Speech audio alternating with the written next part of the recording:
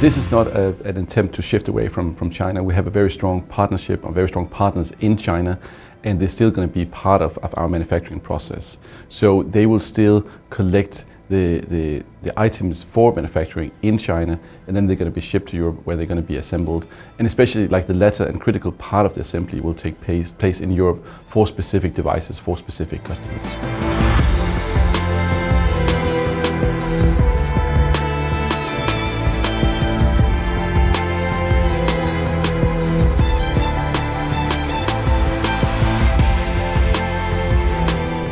2022 was a challenging year for the entire industry. It was also a challenging year for other industries as well. We definitely are very hopeful for 2023 to be a more positive year for the markets. We of course know that many people have postponed the purchase of a new phone, and we hope that that's going to be a Nokia phone, and it's going to happen in 2023.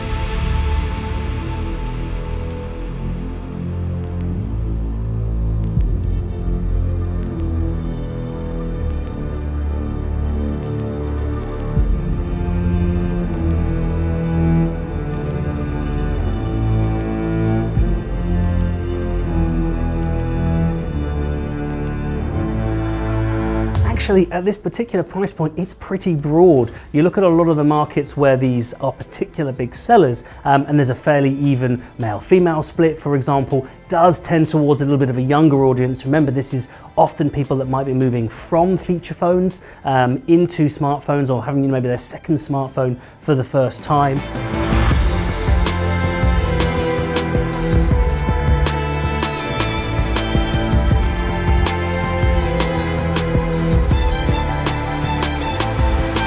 And it's important because people are saying they want to keep their phones longer than ever before. We're seeing data that shows people are keeping their phones 3, 4, 4.5 years these days. And in order to be able to do that, sometimes you need to replace parts that go wrong. For example, a cracked screen, maybe you want an updated battery if the performance has slightly begun to fall off. That's why we're doing it, and we're making it as easy as possible for regular users.